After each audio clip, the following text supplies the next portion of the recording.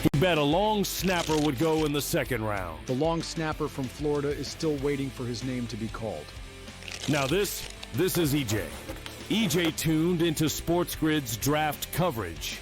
He checked the app, tracked the markets, followed the pros. He didn't guess. He knew. BEJ SportsGrid draft coverage starts Thursday at 7:30 p.m. It's smarter to be on SportsGrid. Anyone that's been to a sporting event, the atmosphere before a game, I think Game Time Decisions has that same exact atmosphere. This is our arena. This is what we do. There is going to be an energy to Game Time Decisions that you will feel night in and night out. The excitement you get when you lock your bets in, when you're figuring out what you want to do, we can zone in on the biggest games each night. I want this to be the place that people come to before the games start so they feel as ready as possible to lock in their cards. We are going to hit every single one of those markets that you need to know about. We're gonna go through every single thing, and I've got a great team behind me that's gonna help me get the job done. There is not gonna be a better place, I promise you, than Game Time Decisions to get that new information, react to it, and be able to then bet accordingly. We will have everything at our disposal, and we will use that to our advantage. I'm Kevin Walsh. Tune into Game Time Decisions from 6 to 8 p.m. Eastern on SportsGrid. If you're going to trade Durant, right, it means things are getting weird anyway. Teams are going to, before they go for Durant, they're going to go for Devin Booker. That's just the reality of it. You get rid of Durant, or do you do the crazy one? Because you're so far out of the West, do you get rid of Booker? Because D-Book will bring you far more in a return. Betting above the rim. Only on SportsGrid. Dude, that's Smylie Kaufman for 61. Wow. I'm Smylie Kaufman, and this is The Smylie Show. All right, guys, welcome back to The Smylie Show. Really excited about this episode today. We have Mike Tirico joining us. He's a man of many titles. He's the lead play-by-play analyst for Sunday Night Football. Of course, the host of the Olympics this past year. Recently been named the lead play-by-play man for NBA on NBC this coming year. We've got the Kentucky Derby coming up that he'll be involved with. But this week, we're going to talk a lot of golf. He was the SiriusXM lead play-by-play announcers for the Voice of the Masters and had an incredible call coming down the 18th with Rory McIlroy winning the Masters. So we're going to set this conversation up with some help from our friends at Ahead. And of course, Mike Tirico. He's been a great friend of me. So today we're going to talk about trust-based relationships. Ahead builds and manages digital platforms that power the most successful organizations in the world. Their consultative approach, unmatched engineering, and innovative solutions combine to accelerate the impact in technology in every client they serve. Ahead's long-standing relationships are built on outcomes and experience with both their clients and technology partners. Learn more at ahead.com. And without further ado, Mike Tirico. 3 feet, McIlroy walks up to the ball. One look, Rory back and through, and he's made it! He's done it! It's a grand slam roar at Augusta National. Rory McIlroy on his knees, bent down in emotion, clutching his head. He's the 6th in the history of the game to enter golf's greatest group. Well, we are joined now by the Voice of the Masters on SiriusXM, and that was his call on SiriusXM Masters Radio as Rory McIlroy becomes the 6th man in golf history to complete the Grand Slam. Tell you what, Mike, still gives me chills. What a Masters that was, and I imagine you've listened to that call a time or two since the completion of that one. I've heard it a couple of times. It's great to be with you. I am your biggest fan, so it's great to be with you. But two things about that, okay? Let's just say two things now that we're a week away, and we can bring up the shroud of secrecy. One, it's all-time golf announcer whisper, which we never do because we're always, as you know, you're in a booth. Mm-hmm. But at the Masters, the radio position is under the camera tower to the player's left of 18. And it's maybe 20 paces to the edge of the green. Wow. So you are close enough. So now imagine this now. So you're up on a riser, maybe a 2-3 foot riser, under the camera tower, gallery ropes around the camera tower, and you like walk in, climb in, go in, and then you're sitting up at a desk and you're surrounded by plexiglass. It's almost like you're a fish in an aquarium. Like people, as patrons walk by, you expect them to just like tap on the, hello, hi, we're here, like feed us over top, right? So you're right out there in the public. So you really do have to be quiet, because the last thing I want to know is, hey, Rory missed a 3-footer for the career Grand Slam because he heard you describing it. Like, oh my God, no. So it's full golf whisper, which is amazing. It's stereotypical. But then the highlight of the call, if you listen to it again, and feel free to play it again, is Johnson Wagner, who we love, who's with me. Oh, that was him. That is his high pitch. It's the funniest thing on planet Earth. It's so great. Like every time I've heard it, all I do is laugh. I'm here listening for Johnson. He was like so excited to be there, to be a part of it. It was really cool, but it was an awesome experience. It's the last two, Tiger in 2000 and that one, I've had the chance to call. I did Tiger 2000 on TV, so I think 3 of them have happened. There's 6. 3 have happened on live TV. The last one was in 65 at the U.S. Open. 66 British Open was not on live TV in America. So it's really, in 60 years happened twice live on American TV or radio in this case. And I've been lucky to call both, which is just like, that'll be a career highlight for me for the rest of my life. Well, Mike, how often did you think about, heading into the week, if Rory had the opportunity, what would be the call? What would be the tagline for you? Is that easy to come up with, or is that something as it happened, it just naturally came out? Or I don't know how that works with play-by-play guys, if you try to script it out or just for it to be natural. So I think you are not doing your job if you don't have a plan, right? Because what are you going to do? Get to the 18th tee? Like, what do I do now, right? I think you have a plan. So if you think about it, then you're doing your job. I don't like to write it out and have it in front of me, right? Because then you lose the moment.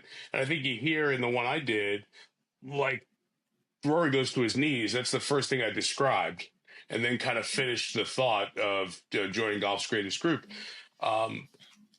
I gave it some thought probably on Sunday morning, because I don't want to be sitting there for 4 or 5 days, like polishing ideas. Then it sounds kind of canned a little bit, right? And it was really different from TV because Jim Nance and Trevor Immelman, who did a great job, like from where I sit, like they said maybe 40, 45 words for 7 minutes. They just shut up and watched Rory go all the way up to the top there. On radio, you can't do 5 minutes of silence, right? You have no idea. Like, your job is to tell people what they can't see. So you've got to, like, nonstop describe. I must have gone on for like 5 minutes describing Rory on the golf course, going around the green, like, pulling his hat off again, just to help people see it if they couldn't see it, right? So they're two very different things, but you still have a moment that you want to replay. You just don't want to say he made the putt, he won the Masters. It's more than that. So historically, give it a chance. And I think it's more energized than it would be if it was a TV call, because we are truly amongst the people. Like, I mean, they are so cool. 13 deep. They are right in front of us. They are almost encroaching into our area. Like, people were everywhere, exactly like it was when Tiger won in 2019. So from that spot, I've had the chance to call Tiger in 2019 and this in 25. So it's like, pinch me, I'm at Augusta. Pinch me, I'm covering the Masters. Only 2 of us get to call it in America. Jim on TV, of course, who's done it now for 40 years and is one of my dearest friends, and I just love the guy. And I've had the chance to do the last, I guess, 6 of the last 7 on radio. Would I be doing radio at this point in my career for other events? Probably not. But for the Masters, like, you just say, yeah, I want to be there, and I'll never forget being there. So it was a personal lifetime experience for me. Take us through the emotional journey that you went through as a commentator or a play-by-play guy, watching Rory trying to close the Grand Slam. As a player, I kind of know what he was going through, but nobody really knows what it's like to try to win a green jacket that, it's been omit from his, personal and golf journey at this point. So, what did you see on that entire day? Yeah, it's interesting, Smylie, and I think it's a sign of just being blessed enough to do a lot of big events. you get into it, but you stay detached from it emotionally.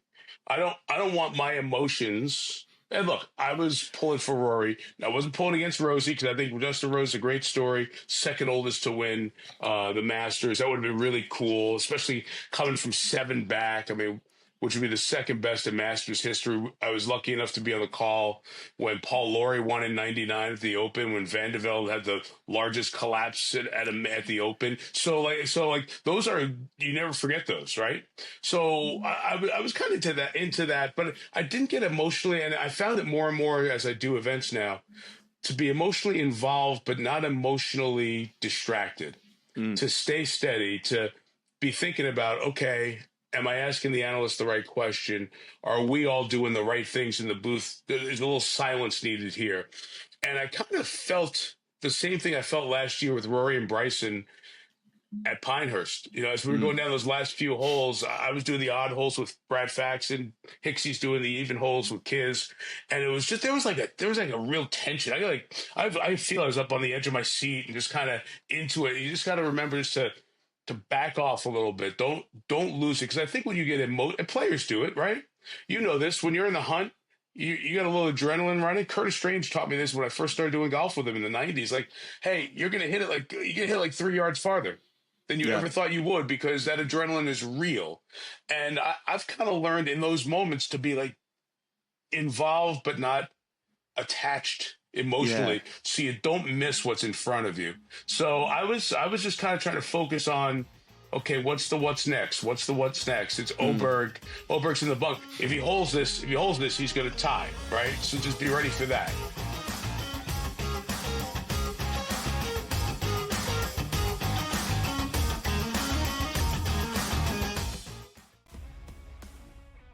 They're so close that we're barely going to be getting any value on the plus side of things. I think there's a little bit of value on the Blue Jays today, but it's an awesome division. Like, I don't want to see teams running away and be up by 12 games in first place. We want to see teams constantly battling for first place. They hit a team total. I love that. So as many times as we get bad beats, you do get the same amount of good beats, typically in your direction, if you wait long enough. Pro Baseball Today, only on SportsGrid. If you're going to trade Durant, right, it means things are getting weird anyway. Teams are going to, before they go for Durant, they're going to go for Devin Booker. That's just the reality of it. You get rid of Durant, or do you do the crazy one? Because you're so far out of the West, do you get rid of Booker? Because D-Book will bring you far more in a return. Betting above the rim, only on SportsGrid.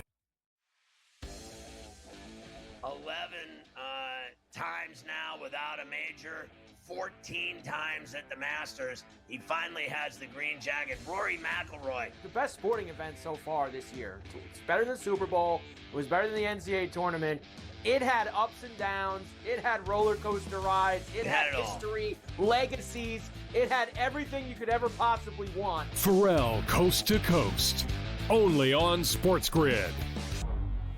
Two guys that can do it all. Too much electricity this morning. This is a good time. We're having a lot of fun. I had to do a triple take. Ka-ching! Why? Because of parity. I didn't mean to offend. Yeah, it's not going to happen. Load management is a dirty word. Let him rip. You know what? Circumstances provide the results. What? How do you do this one? Oh, Donnie, you got such a good show there. A network that is booming. The Early Line, only on SportsGrid. By the way, I think that's underreported. I love that kid. Oh, I love him. I said the stupid thing I said when we were talking about it a 2-man race with those guys going into Sunday. Of course, it was Bryson and Rory. I said, okay, this is great, guys. When Oberg is tied for the lead at some point today, I want $20 from everybody here, right? And he jumped up, and I'm like, what'd I tell you? I love that dude, and I love the fact that he went for it. Like he was in the second shot. Mm-hmm. I'm sure he knew that was like razor's edge to get it out of that bunker. But like, what the heck? He wanted to try to win the Masters. Then he cost himself, I think, $500,000 or something like that. Yeah, but like, he's fine. He's gonna be all right for it. But I just love that at this point, that's what he's about. Yeah. That's what he's about. I love that. So anyway, I didn't want to miss something like that. So don't get emotionally detached. That's kind of where I was during that. And I've gone back and watched it and like, man, this was so good. I wish I was just watching and pacing like everybody else was. Well, everybody loves the Masters for many different reasons, of course, Augusta National. But I think as a fan this year, they did a really nice job of showing the crowd on 18 and how they would update the scoreboards. And players, of course, around the golf course aren't really sure of what a Rory exactly is. And the same goes for the patrons up at the hill at 18. So you're sitting there, of course, and you know what's going on. How cool is it to hear the patrons, not really know exactly what a Roar was? Because I was talking to Charlie recently about this. I guarantee a lot of people had no clue what the Patrick Reed hole out at 17 Roar was, because that one had to confuse everyone.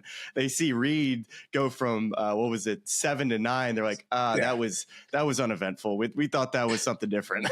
and look, just for whatever reason, like if somebody else would have hold that shot, the place would have gone nuts, right? It was just like the reception for Patrick. It was a little muted, right? Even though it was like unbelievable, it just had a little different tinge to it, right? So I first experienced that as a journalist there covering the Masters and watching that happen and hearing people react. But then the Sunday of 2019, which I alluded to with Tiger, was my first time sitting there during the second 9 on Sunday. And so I got to see all of that. And as player after player after player was rinsing it at 12, and Tiger's just kind of moseying along and moseying along. Every time it changed, it was like high drama. And you're doing radio, so you have a monitor, so you know what's going on. You're calling the play in front of you. You're calling a couple other holes, so you know all that. And then you know that the reaction's going to come as soon as the group in front of me holes out, so they don't want the roar to detract from the attention for the players on that green. And so you can feel it coming. You know it's going to come. And then people start to sense and catch on, and they're watching. Like, it's a reminder that long respect for people who go to golf tournaments in person. Because you all create a great atmosphere. It's a sensational experience at your hole, but you don't see the tournament at all. You see nothing. Right? I mean, like, people at 18 are asking us, like, what happened? We got a couple of people now. Every shot, they're looking back at Johnson Wagner, and Johnson's like, 3 feet. Putting 2 fingers on for people who are listening only. Like, he's holding 2 fingers a couple of feet apart. His index is like 3 feet, 10 yards away, in the bunker. Because people don't know what's happening. And most of the people who were there didn't see it until they got home on Sunday night, if it was a replay or highlights or things like that. So I love that reaction. It is uniquely Augusta, like the whole thing is. No electronic scoreboards, no cell phones. I mean, I think I'm spoiled because I get to cover some amazing events in amazing places. So do you. We all do. But every year you come back, and when you leave Sunday night, if you're there the whole week, you go, best. Period. End of statement. How did that compare to 2019 and Tiger making the trot up the 18th green versus, what your eyes just saw with Rory McIlroy? His, like you said, he goes to his knees sobbing. 2 very emotional wins for players that were, looking for that win at Augusta that's been a long time. So for you, how do you compare? Which one do you think you give the nod to as one that's was more fun to cover? So I've gotten the question a few times, is it the best Masters ever? And, people are prisoners of the moment or their Instagram feed, one of the two, right? And I'm like, I sure am. like Tiger 97 was as good as it gets. Tiger 2019 was pretty close to as good as it gets, and Jack 86 was all time as good as it gets, right? So let's remember those 3, and then we can fill in after that, right? Like let's not throw everything away. I think you nailed something though, Smylie. 5 years removed, it was a very different day because the Tiger day was moved start times up, finished trying to beat the storm at like noon or so, in threes. Coming up the 18th with a little bit different lead, and you kind of knew he was about to make history, right? Rory was different because it was such a to and fro second 9 with guys jumping in the lead and out of the lead, and You know, it looked like it was almost over, and then it's not, and now he's in trouble again. And, you know, what was going to happen in 18, and then he hits the shot in the bunker, so the walk-up to it wasn't like that. So you got all of that, and then Rosie just, I mean, hits just a great second shot in the playoff, right? And, you know, and then you're thinking, God, Rose can make. We just saw Rory miss something similarly. Like, nothing's guaranteed yet. So you had all of that. So I think it was a little bit different. But from when the winning putt fell, that moment until the walk back up, they felt almost the same. Different ways. For Tiger, it was Charlie waiting for him, which was just juxtaposed with his dad 22 years before. Rory's a little bit different, but the same kind of feel. And I thought what really stuck to me, Smylie, was Rory was kind of tunnel vision the whole day, walking green to tee, right? Trying to politely acknowledge but not see or interact with any of the patrons. While Bryson was full-fledged WWE ring entry every single green. Bryson makes double. It's like, yeah, I just me too, right? It's like it was one of the great lessons in body language. And then Rory, after the putt and after he won, it was like, okay, now I can open the blinders up and really take in what I've been hearing and listening to all day, which was pretty cool to watch that walk go all the way up. And the coolest one was Shane Lowry to me. Oh, it's so great. Wife, daughter, all great. The whole team, great. All awesome. But like Shane Lowry, who like stood very close to that spot 24 hours before, like, hey, I just shot $500,000. Don't ask me about Rory, right? And he's the guy waiting there like, Rory's a big dude. He's strong. Shane Lowry picks him up like he's 8.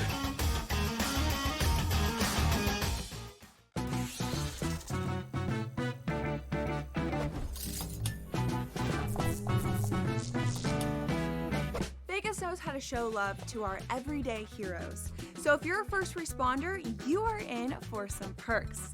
Lots of hotels and casino offer big discounts to any first responders who can show valid work or volunteer ID. So treat yourself to a discounted stay. You deserve it. See you in Las Vegas. Let's get lucky.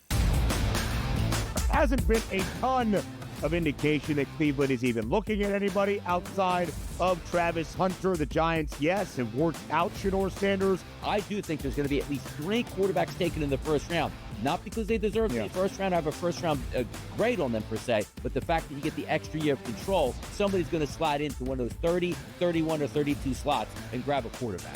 The early line. Only on SportsGrid.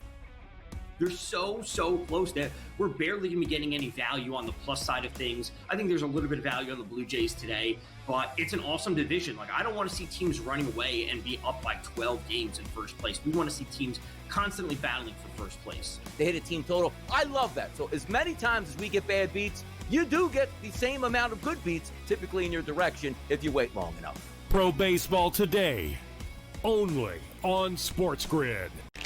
This is Greg. He bet a long snapper would go in the second round. The long snapper from Florida is still waiting for his name to be called. Now this is EJ. EJ tuned into SportsGrid's draft coverage. He checked the app, tracked the markets, followed the pros. He didn't guess. He knew. Be EJ. SportsGrid draft coverage starts Thursday at 7:30 p.m. It's smarter to be on SportsGrid.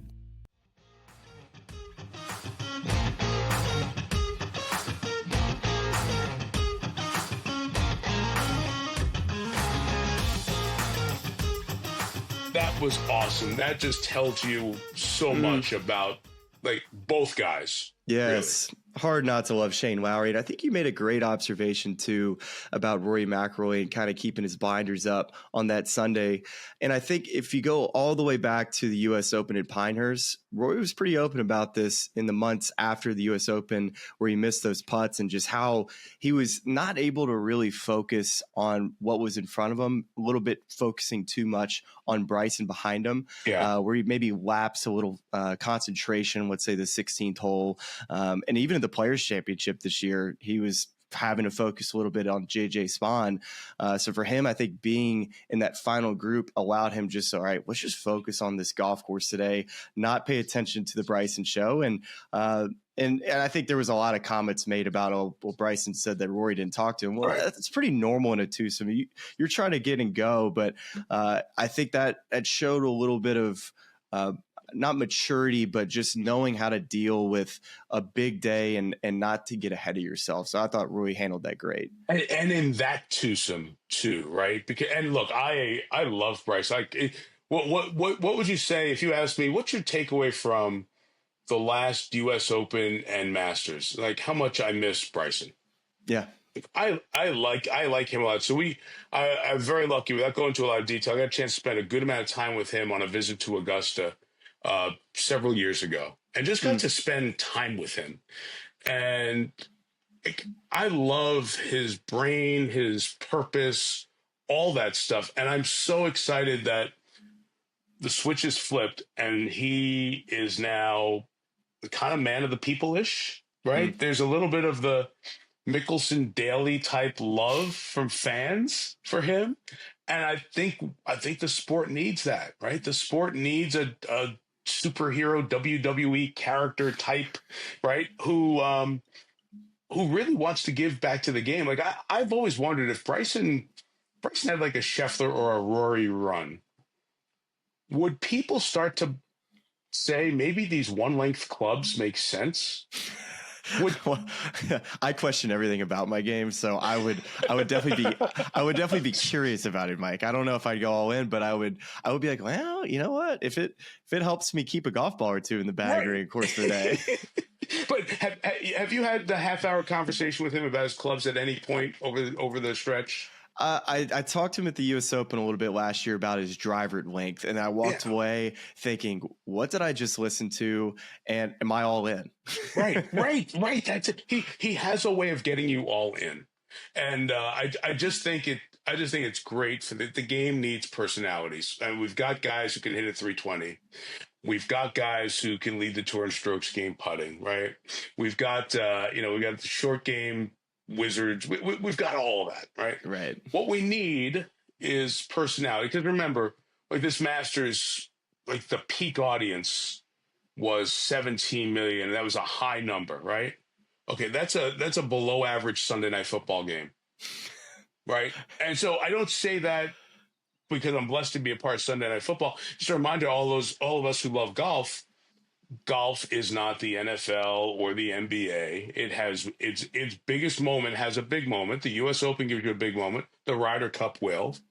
But the other stuff is like a really, really good college football game, which is fine. But just a reminder that the more people who come to the TV to see a personality, a star, that really helps the game because it keeps people attached. And that's what Bryson has in spades.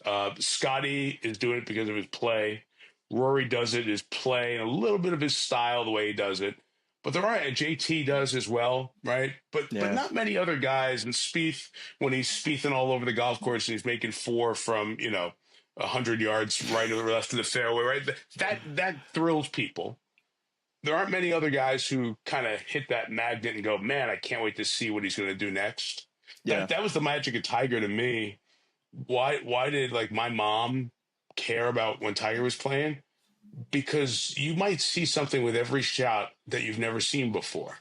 And that was, to me, the magnetic quality. And those guys have a little bit of that, but there aren't a ton of them. So to have those guys in the mix on the big weeks, it's great for the game.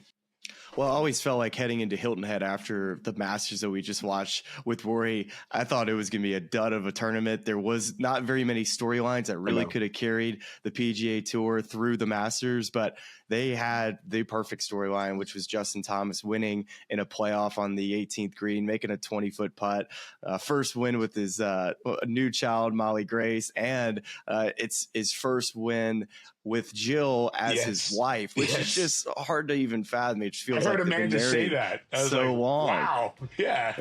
Well, with JT, and you just mentioned him, or just alluded to him talking about how he's also a fun character to watch on TV.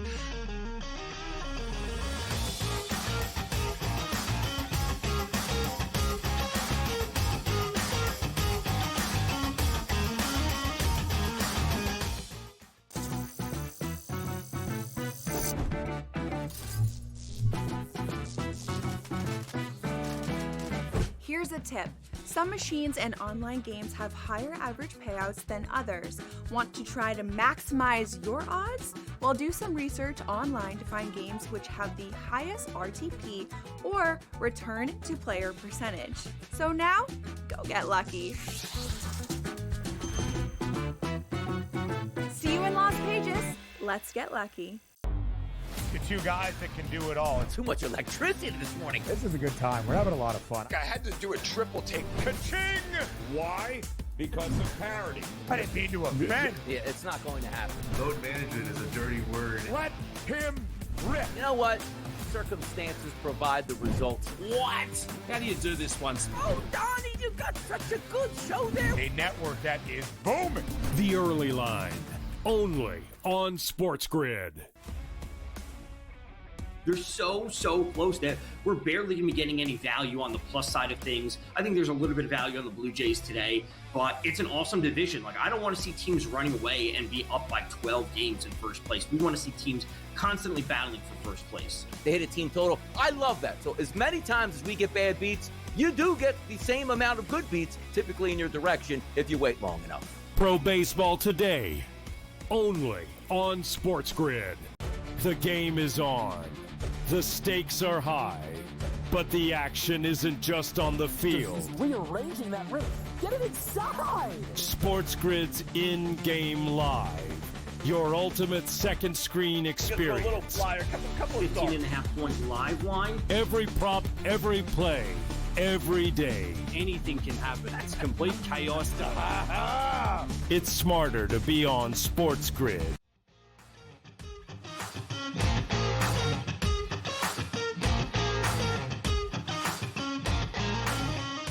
But he's also been someone that's been a true advocate for us as media members to have more access and, you know, challenging his other PGA Tour players to lean in a little bit to their personality, to help TV, to make their product better. Mike, you work so many different sports. You work, you know, you got the Kentucky Derby, you got Sunday Night Football. You're going to be working NBA this coming year, and of course the Olympics. Many sports, and I find that golf might be the most challenging for us to get information, to talk to guys, when to talk to guys. All we really have are transcripts and relationships, where in other sports, Mike, you get the meeting with the head coach, you get the meeting with the quarterback. I mean, do you feel like for golf media, JT going and saying this to the players, you know, how important is that for the product moving forward so we could continue to tell the right story? It was great. And let me start by saying this. I think golf has come a long way in a short period of time, right? Walk and talk interviews, walk and talk with a reporter, walk and talk with the booth, with, you know, AirPods in. I never thought we'd see that. Like 4 years ago is no way, right? Interviews with guys when they arrive, all those things.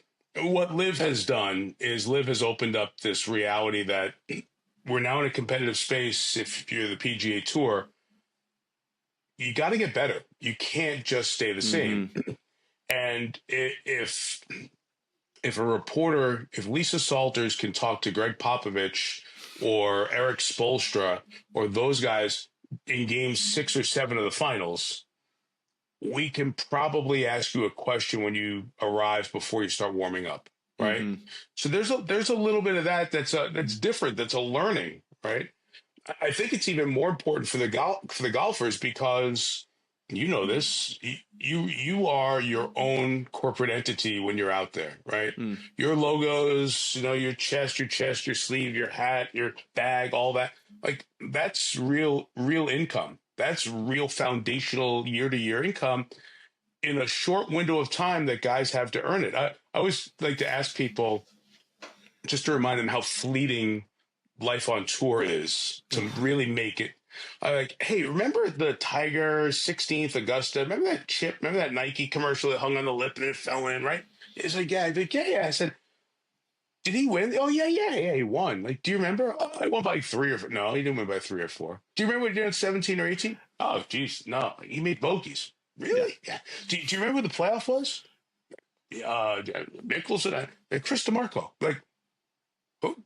I haven't seen him hit a ball in 6 years, right? And that's not knocking Chris. It's just a reality. Like, Chris DeMarco was first page of the leaderboard 12 times a year for 5-6 years. And then guys go, it happens quick, right? So the players have to max what they make in their windows. And I think by opening the door and having a little bit of personality along the way, I'm not asking you to be Lee Trevino and tell jokes as you're teeing the ball up, right? I think it will help them long term. We'd encourage that, but I think it's important. So I credit the guys who are doing it more. I credit JT for seeing that. You know what? Instead of just saying, our TV product can be better, we are the TV product as players, so we can make it better. I'll tell you what's helped, and I'm not kissing up to you.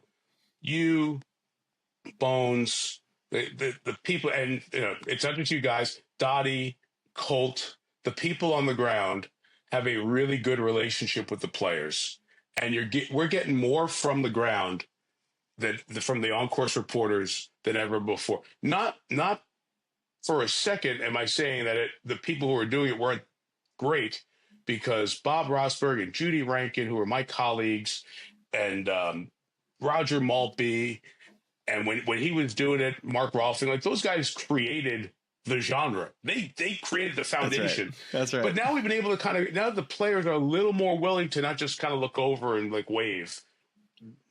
Now it's good. So I do think we are closer to what's going on during the event in golf than we are in any other sport. I really, really do. I mean, Melissa Stark is not lining up, outside the wide receiver on second down, right?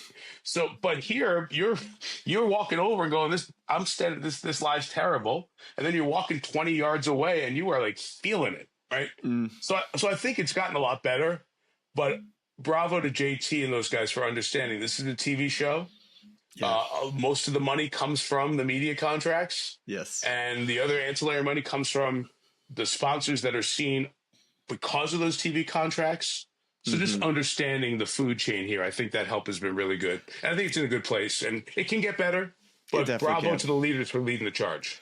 Well, Mike, they make a lot of money. And that's the hard thing, is get these top guys. It's like, hey, we do this. And it's like, well, I don't really have to, but I will. But, this whole new for-profit PGA Tour enterprises, the better, the more they lean in, the more the PGA Tour enterprises, the more money they make, really. So I think that's something that they figured out. You know who else makes a lot of money? LeBron James. After every game, here's Lisa Salters with LeBron. Here's whoever the reporter is with LeBron. You know who else makes a lot of money? Patrick Mahomes.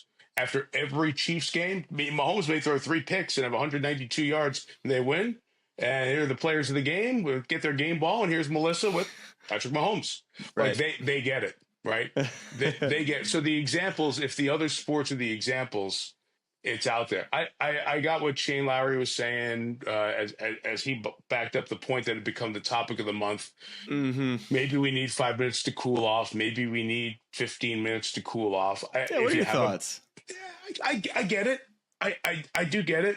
But remember that if you were doing this on, let's see, Corn Ferry, right? Or you're doing it in Europe, you're probably not making the money you're making because people here are watching. They've invested in you, need to give back. Did I understand Rory leaving? We were standing close to each other when Rory left at Pinehurst, right? Yeah. Did I understand that? Yeah. Did he get a different pass? Absolutely, because he shows up and posts up for interviews and says more than anybody all the time. So you kind of get you get one. Now, would it have been better if he would have just said, hey, I'm going to do one with you or one with, whoever, Damon, I think, was there. I forget if Damon or Carr was there. Damon was there. Damon Hack. I'll do one and then I'm out of there and not talk to everybody else. Yeah, just so you check the box, so you ducked out. Yeah. But that I get. But you know what? On Friday, if you shoot 75 and you don't want to stop, I kind of got that. Sunday, if you're in the mix and you've had a bad day, you know what? You got to stand up to it. The emotion's fine, but if you want all the attention and the money that comes with it, there's a little bit of responsibility to it. Totally. You can give me one and say, guys, look, I had a bad day. I hit it like crap. I'm searching. I'm going to come back tomorrow. And I don't really want to do any questions. Thanks. No controversy. So you can do it and go.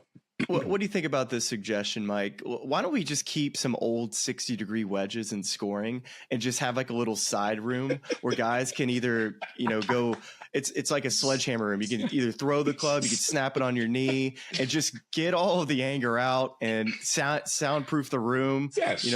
Have a couple pillows you can yell into, and then after, these guys are going to be fine. But you tell me, would that help? Would that really let it out for you?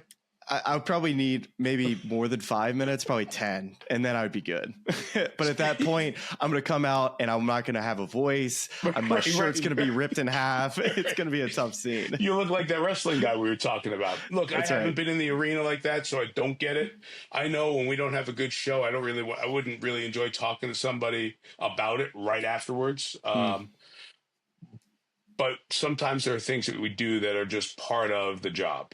Yeah. And it feels like the media is your conduit to your fans. Mm-hmm. I know you've got your social media. I know you can post 30 minutes later, an hour later. Golf media is extraordinarily reasonable. Right. It is not, the New York Yankees after blowing a 4-run lead to the crosstown rival Mets, and you're just getting peppered about why'd you throw a hanging slider? You just get peppered by 6 or 7 reporters, male, female, sitting right there around you. It's like, why did this happen? Why did this happen? Why did this happen? This is not that kind of media. Right. So I think you can kind of control it a little bit.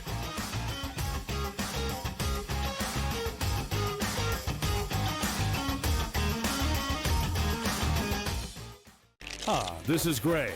He bet a long snapper would go in the second round. The long snapper from Florida is still waiting for his name to be called. Now this is EJ. EJ tuned into SportsGrid's draft coverage. He checked the app, tracked the markets, followed the pros. He didn't guess. He knew. Be EJ. SportsGrid draft coverage starts Thursday at 7:30 p.m. It's smarter to be on SportsGrid. Anyone that's been to a sporting event, the atmosphere before a game, I think Game Time Decisions has that same exact atmosphere. This is our arena. This is what we do. There is going to be an energy to Game Time Decisions that you will feel night in and night out. The excitement you get when you lock your bets in, when you're figuring out what you want to do, we can zone in on the biggest games each night. I want this to be the place that people come to before the games start so they feel as ready as possible to lock in their cards. We are going to hit every single one of those markets that you need to know about. We're going to go through every single thing, and I've got a great team behind me that's going to help me get the job done. There is not going to be a better place, I promise you, than Game Time Decisions to get that new information, react to it, and be able to then bet accordingly. We will have everything at our disposal, and we will use that to our advantage. I'm Kevin Walsh. Tune into Game Time Decisions from 6 to 8 p.m. Eastern on SportsGrid. If you're going to trade Durant, right, it means things are getting weird anyway. Teams are going to, before they go for Durant, they're going to go for Devin Booker. That's just the reality of it. You get rid of Durant, or do you do the crazy one? Because you're so far out of the West, do you get rid of Booker? Because D-Book will bring you far more in a return. Betting above the rim. Only on SportsGrid.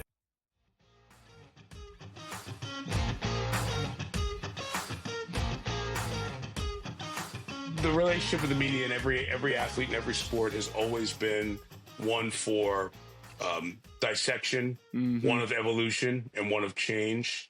The good news is always hard to remember in the emotional time. Yeah. Is that it's great that people care.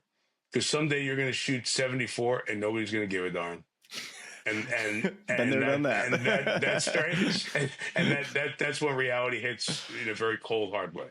Totally. And to turn the page on golf, last week, Francie, my wife, would have been very upset if I didn't ask you this question, which was, how was the week on the Today Show filling in for Craig Melvin? Because that has to be a completely different world of TV. You know, you're so accustomed to letting the TV, you do the talking of what you see. Now, all of a sudden, you're sitting there. I know you were the host of the Olympics. You're capable of doing anything. You're one of the most talented guys to ever do this. But, I mean, that's had to be a challenging week of a lot of prep. Yeah, so, Sunday afternoon, I am in depth on, what club, where's the wind here, what's the emotions for McIlroy. Is Justin Rose hitting balls? What is he going to do? Who's going to get to the tee first? The important stuff. And then on Tuesday morning, I'm sitting there, at 4:45 a.m., 5:15 a.m., excuse me, 4 a.m. wake-up call, 5:15 a.m., and I'm reading over these documents about the latest nuclear talks in Baghdad with Iran. And, okay, what's going to be the story out of this piece? And we have Janice Mackey-Frere in a factory in China to talk about tariffs, and I'm kind of doing that. And then like an hour later, we're going to talk about how long do you brine chicken properly. It's like that show is off the charts. I left Craig a note. I'm like, dude, I don't know how you do this every day. It's so crazy because truly at 7:25, you're talking about something really important in the world, like tariffs and economy and all this stuff. And then at 8:30, you're on the plaza and you're talking about fashion tips that, that a certain shade of yellow is in for spring. And that's the it color made famous by Timothy Chalamet. So it's like, it's such a bizarre thing. They offered me the yellow top that I modeled on the show. I didn't bring it home. I don't know why I chickened out on that, but it was one of the coolest experiences of my career. How challenging? The show. Oh my God. It was look, nothing's hard when you're sitting on your butt talking, right? Yeah. And I was a political science major. I love politics. I love world events. I probably have CNN, MSNBC, Fox News on more in my office than I do ESPN or FS1. I would have guessed that you had the Golf Channel on more than that. Well, you see, you're a golf nut, Mike. That surprises me. You got at noon. Golf Today is on, right? I'll give Gary a little 5 clubs Monday through Wednesday. Like, if we get to a fashion segment and it's like women's jeans for travel, I can come over and see who Gary's modeling his Peter Millar stuff with for 5 minutes, right? I like balance, but I have great interest for news and covering news. So it was fun, but it was definitely something that you go, man, those people make it look really easy, but just love the chance to scratch a different itch. It was a blast. Well, maybe you can wear that new type of yellow to the Kentucky Derby. It's 12 days away. It would go at the Derby. It would be like fashionable at the Derby. You could go a full just light yellow suit. I could see it now. Mike Tirico, Kentucky Derby, even a little yellow top hat. You could tie the whole thing together. I like that. That's not a bad call. People always say, gosh, you get to cover the Derby. It must be the greatest event. I'm like, I think it is. Like 150,000 people are well served and having the greatest time. And we're there trying to get in commercials and give you the X's and O's on the 9-horse. And, what's going to happen is there's 20 come down at that start. It's a real, have you been to the Derby? No, Francie and I talk about going next year, and you and I have had this conversation about the Derby, and I wanted to just briefly talk about this because the Kentucky Derby, or just the horse crowd, as far as the knowledge that they have, how intimidating that can be for just the overall vocabulary that you have to have when speaking upon horses that, how old they are, or whatever it is about them, and just identifying them correctly, because it's a tough crowd, maybe even tougher than the golf crowd. It's in a similar vein to the golf crowd. So in 96, I did my first 3 golf tournaments, and Jim Kelly, who worked at ESPN, who called what was then known as the Senior Tour with Gary Koch and Andy North and Bob Murphy. Jim Colbert was on their crew for a bit. Jim had to do the America's Cup sailing races, so he had to miss a couple of golf events, and that's how I got my start in golf. And then subsequently, Brent Musburger was moving on to focus on college football, so the ABC job was opening up. And my boss at ESPN moved to ABC and said, "Would you like to do this?" And I said, "Of course I would. I'd love to." I didn't realize what career danger that was, because there are a lot of folks who come from general sports, come over to golf and just been kicked out because they didn't know the language, right? You can't fool fans. And I think what you need to do is be really careful about how much you know, is how much you say you know, because you can kind of look like a fool right away. And that's the same thing with horse racing. Like, just know the basics, understand it more each year. So it's 7th or 8th year, maybe 8th year I've done this, but know your lane. Don't get out. Like, I know I should never say somebody hit one groove this way or that way, right? It just that sounded good. Well, they all sound good to me because nothing sounds like anything I ever do with a golf club in my hand, right? So just be wise and be smart. Golf, the one thing about golf that gives you a chance to survive, and why the viewers, I think, Smylie, are so demanding and can easily detect somebody who doesn't know what they're talking about, is because we all play. Right. We all play, and we're all constantly in search of, right. And we all, every double-digit handicap is guilty of passing along at least 3 tips a month. Right. Hey, I was watching Short Game Chef on Instagram, and I'm really trying to get my buttons back and through, and like, we think we know, we don't know a thing. Right. We just keep fooling ourselves on a regular basis. That's different from every other sport. And I think that's what makes the golf audience so smart, so demanding. And horse racing is a smaller, non-participatory, but equally as demanding, because they bet their money on the horses. Of course. So they're putting all their energy into their hopeful benefit in their bank account, not just their scorecard. When Rory McIlroy makes his 3-footer on the 18th tee of the Masters, we know he won the Masters. When Michael Jordan makes a 3-point shot at the buzzer and they're down 2, we know they win the basketball game. With horse racing, when they're coming down the stretch, you got 2 horses that are neck and neck. How difficult is it for you to call a winner?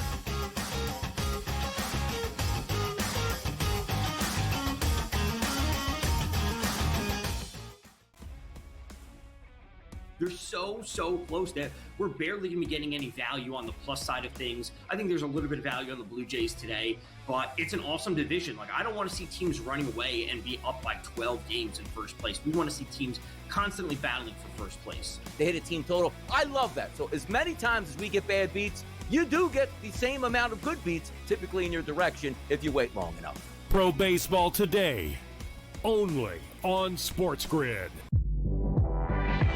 If you're going to trade Durant, right, it means things are getting weird anyway.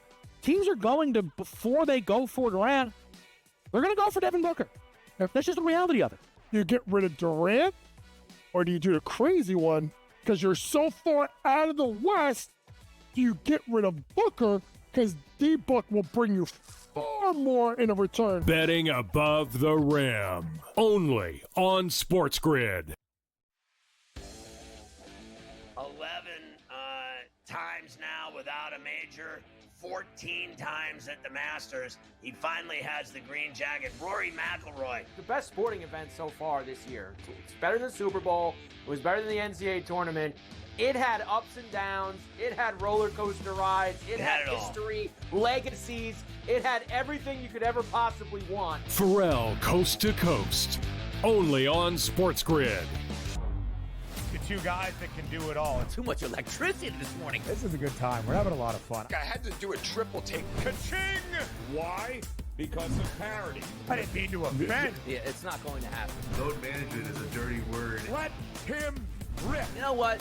Circumstances provide the results. What? How do you do this once? Oh, Donnie, you got such a good show there. A network that is booming. The Early Line, only on SportsGrid.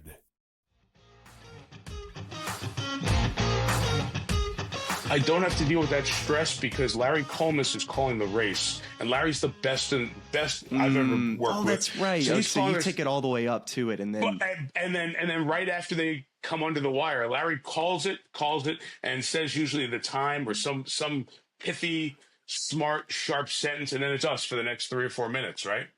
And then you've got, okay, what's the historical context? What's the perspective right away? So you do have to prepare like you're doing the game, because any one of the 20 horses, we had Rich Strike at 80-1, which was the second biggest upset in the history of the Derby. It's like, where'd this horse come from?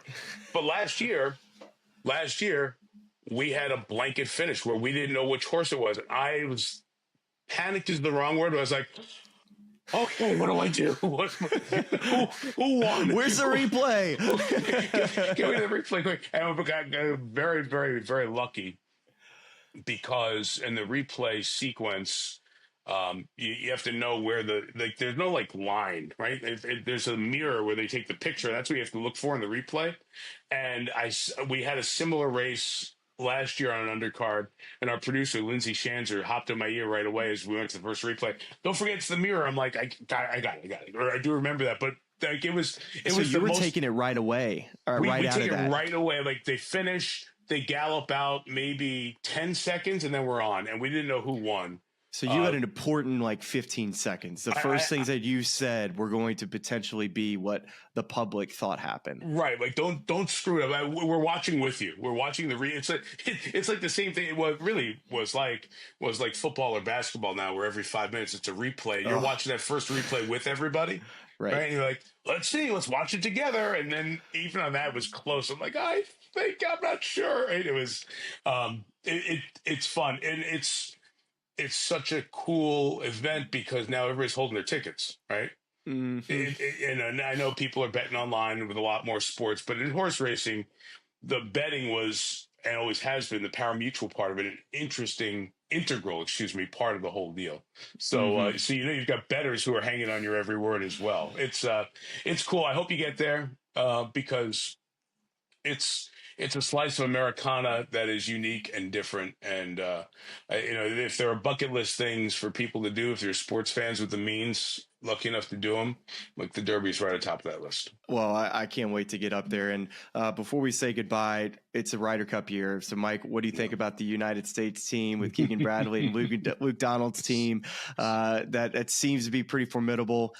Just your early feel on who you feel like might be the favorite, not knowing what the teams are. Yeah. These things aren't organized. But exactly. Just thoughts. So I'll give you an answer in a second, Smylie.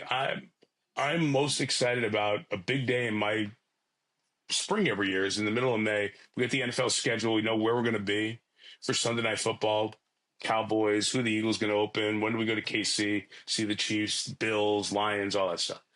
But I just want to see that last weekend in September. I want to know, are we going to be anywhere on the East Coast where Collinsworth and I can sneak to a day of the Ryder Cup and just go see it in person? Because this is going to be great. This is going to be so good because of the New York factor. I grew up in New York. Know what New York fans are like. That's how I was raised. Know what Bethpage Black was like during the U.S. Opens. And this is going to be off the charts. I hope it's smart. I hope it's safe. I hope people let the golfers be the stars and the fans can be the co-stars and share the spotlight. I keep looking at the teams every once in a while, and you go, okay, there are going to be a couple of European players who you don't expect who are going to make every putt they look at for the whole week, right. Because that's a road Ryder Cup, right? That has been the magic of, the Poulter factor. Even without Ian, somebody's going to walk in and just make 20 footers like out of their sleep, roll them in. Man, there's a lot of pressure. Therefore, I think. A lot of determination on that U.S. side. Given the recent run, home Ryder Cup in New York, can't let this one go. Keegan's going to have an edge. I think that'll bring an edge from Friday. Like the Keegan edge reminds me a little bit of the Zinger edge as captain. There's like there's a lot of bulldog, right? There's a lot of good player. There's a lot of I want the putt. There's a lot of, and I think when a give me the ball guy is the captain of the home team in America, it just gives it a little extra edge. It doesn't mean anybody else can't win. It just gives it that little extra edge that I think they're going to need, because you start looking at Lowry, Rory, Oberg, like guys who are just they're going to show. I hope DeChambeau's on the team. Yeah. I hope Bryson's on the team. Like if you leave me with one thought in the whole live and the tour and all that, that dude's got to be there. Yeah. He's got to be there. On that golf course too. It's a perfect fit for him. Exactly. And for the crowd, and like I said before, the wrestler entering the ring, man. How about like give me the camera walking Bryson through the people, through the tunnel to the first tee, and that'll be like a moment. You'll hear that roar all the way in Midtown.